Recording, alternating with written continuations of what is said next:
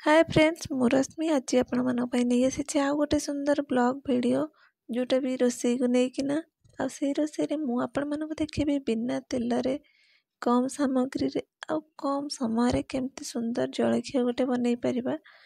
जोटा को आपण सकाळ समय खाई परिबे संध्या समय मध्य खाई परिबे बहुत हेल्दी मध्य रहइबो सेटा आपण मानक पई ताहले आस तो देखिबा ता पई कोन कोन दरकार आ केमिति बना जिवो। तो ये देखो मु सुजी नहीं आप मोटा सुजी नहीं पारे पतला सुजी नहीं पारे कहीं यहाँ को आम ग्राइंडिंग करवा ता सहित मुझे नहीं दही दही आपण मैंने टिके फ्रेश दही ने बेसी खटा दही ने तो ये मु घर तैयारी दही नहीं देखु एतिकी सुजी मु 4 ରୁ 5 ଚାମଚ दही नहीं ता सहित मु किछि पानी ऐड कर जोटा को आम ग्राइंडिंग करवा से अल्प किसी पानी ऐड करी मुझे देखो सुंदर फाइन पेस्ट गोटे बनई देती भाव एबे गोटे बाउल को मुझे ढाली दौची एठी भी टिके बहलिया अच्छे मोर बैटरटा तो ता सहित मुझे लुण ऐड करुच्ची एबे मु किसी खाइबा सोडा ऐड करुच्ची आपण चाहे इनो ऐड करें तो ये देखो जेहेतु बैटरटा मोर टिके बहलिया थिला मुझे आउे पानी पके एडजस्ट कर देइछि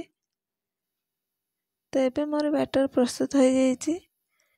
एबे मो ता ऊपर स्टफिंग पाई एठी गाजर नहीं बीटरूट नहीं कटा पियाज नहीं ता सहित भृषंग पत्र नहीं धनिया पत्र जदि नेबे आहरी भी भल ता सहित ये कंचा लंका नहीं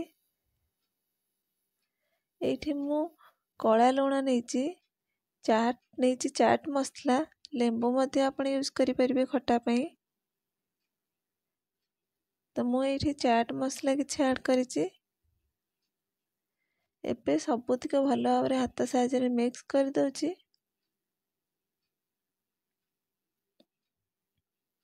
ये देखो सब मोर भल भाव मिक्स हो जाइए केते सुंदर स्टफिंग देखा जाउछि। एबे मु गैस लगेगी ता ऊपर तावा बसैछि तावाटा आपण माने नॉनस्टिक तावा नेबे जदि बिना तेल रे पिठा बनैबा को चाहुचंती ताले नॉनस्टिक तावा ही नेबे तो ये देखो मु 2 चम्मच पाखापाखि बैटर दे देइछि तावा ऊपर अल्प टिके स्प्रेड करेंगे बेसी पतला बनैबेनी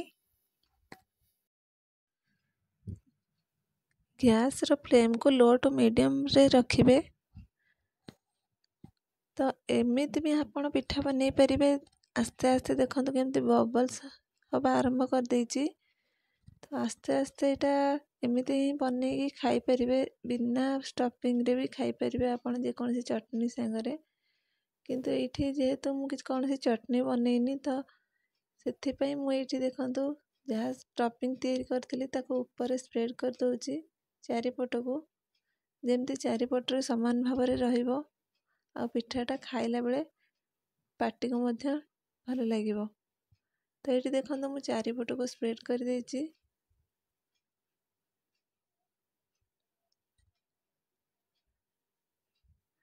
एबे मु ताको घोड़े देबी जदि आपण माने बिना स्टफिंग पूरा रे बनैबा पई चाहिए ताले न घोड़े की मध्य पिठा बनै परिबे आ ये पिठा बहुत सहज रे उठी जाय थाए जम्मा भी तावारे लागीबनी पिठा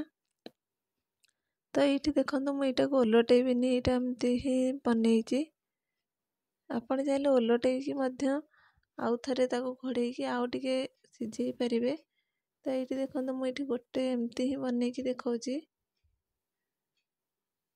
तो यहाँ को मुझे काढ़ी सारा पर एबे आउ गोटे देखेबी पिठा को ओलटेकी तो यहीटा को देखंतु ये मु आउ गोटे पिठा बनई जहाँ को मैं एमती ओल्टे दउछि आउ ताको घोड़े मध्य दउछि आउ टिके बेसी नहीं 5 मिनट भीतर ही पिठा रेडी हो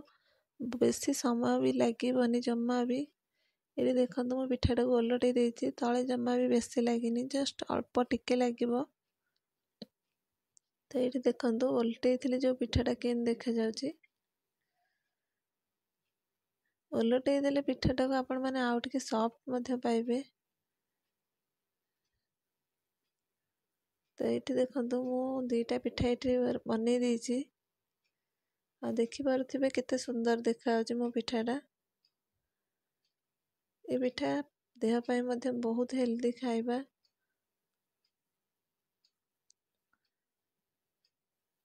ତ ଏଇଠି ଦେଖନ୍ତୁ ମୋ ପିଠା କେମିତି ଦେଖାଯାଉଛି, ଯାହାକୁ ମୁଁ ବହୁତ କମ୍ ସମୟରେ ବନେଇଛି।